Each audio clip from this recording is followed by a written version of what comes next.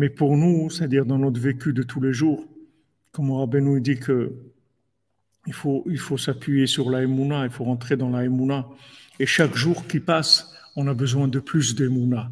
Parce que plus on va avancer et plus le monde va devenir fou.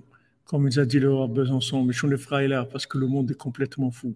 C'est-à-dire, chaque jour qu'on avance vers la fin, il y a plus de lumière divine et le monde devient de plus en plus fou. Et les seuls gens qui vont tenir le coup, c'est les gens qui vont avoir la foi et qui vont parler avec Dieu tous les jours, c'est tout. C'est les seuls qui vont tenir. Tous les autres, ils vont devenir fous. Ils sont déjà fous. On est tous fous. Mais seulement nous, on parle avec Dieu parce qu'on sait qu'on est fous. Et on ne peut pas faire autrement. Les sadikim, ils ne sont pas là physiquement parce qu'ils ne peuvent pas vivre dans un monde de fous. Ils ne peuvent pas être fous. C'est des sadikim, ils ne peuvent pas être fous. Mais il y a comme on a vu dans les contes, il y a les tzadikim meshugaim, et les tzadikim fous. Voilà, nous, on est des tzadikim fous. C'est-à-dire, en même temps, on est fous, en même temps, on est des tzadikim. Parce que si on n'était pas des tzadikim, on ne serait pas là maintenant, à 3 heures ou 4 heures du matin, en train d'étudier le Sipurei Maasiot. Donc, si on est là, c'est qu'on est des tzadikim. Si on se lève la nuit, c'est qu'on est des tzadikim.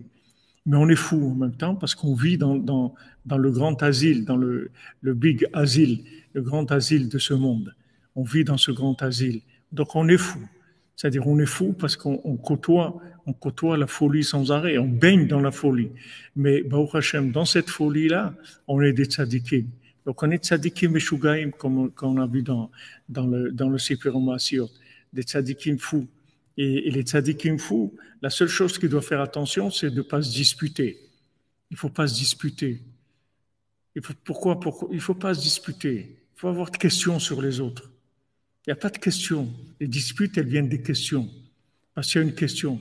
Mais pourquoi il fait ça? Mais pourquoi pourquoi il m'a fait ça? Mais pourquoi il n'est pas venu? Mais pourquoi il m'a promis et il ne m'a pas donné? Pourquoi ça? C'est que ça. Vous enlevez les questions, vous enlevez les disputes, vous enlevez la haine gratuite, et c'est le Mashiach qui vient. Tout le Mashiach, il ne vient pas à cause de la haine gratuite. D'où elle vient, la haine gratuite? Elle vient des questions. On a des questions sur les comportements des gens. Il n'y a pas de questions à voir. On est dans un asile. Dans un asile, vous avez un qui se prend pour Napoléon, un qui se prend pour Charlemagne. On est dans un asile. Donc, quelles questions vous avez? Les questions de qui? Sur vous aussi, vous n'avez pas de questions. Si vous commencez à avoir des questions sur vous-même, vous allez tomber dans le youch, parce que vous allez voir des contradictions que vous allez avoir en vous. Vous montez sur l'Himalaya et vous tombez dans l'abîme et vous remontez, vous redescendez. Il n'y a pas de questions.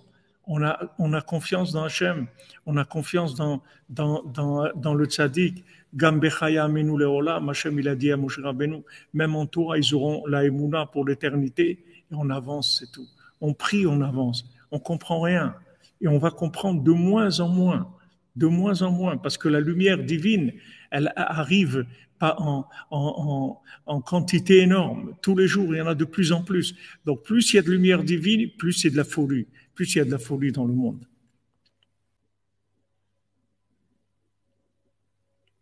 Il n'y a pas de question sur les gens. Il n'y a pas de question. Il faut être dans le shalom. Il faut être dans le shalom avec les gens. Le shalom, il vient quand le Rabbeinu dit le shalom, c'est d'unir des opposés. C'est ça le shalom. Le shalom, c'est pas qu'on ait des photocopies, on est tous pareils. C'est pas ça le shalom. Le shalom, c'est qu'on est opposés et on vit ensemble. C'est la capacité de gérer les opposés. Donc aujourd'hui, plus on va, et plus il y a un shalom extraordinaire qui est là à notre portée, mais aussi il y a des guerres incroyables et des disputes incroyables, une incompréhension incroyable aussi qui est là. Et les deux, ils cohabitent ensemble. Le shalom, c'est la solution à ce qu'on est en train de vivre. C'est le shalom. Comment on peut être béchalom quand on sait qu'on comprend rien? À ce moment-là, on est béchalom. On ne peut pas comprendre, ni se comprendre, ni comprendre les autres. Une fois qu'on sait ça, on est béchalom. Pas dire, mais pourquoi il fait ça, mais pourquoi il est comme ça, mais pourquoi il range pas ses trucs, mais pourquoi il fait ces trucs, pourquoi il est en retard, et pourquoi il est en avance, et pourquoi il vient pas là, et pourquoi il vient trop là, et pourquoi il n'y a pas de question. Il n'y a pas de question, il n'y a pas de dispute. Il n'y a pas de dispute, il y a du shalom.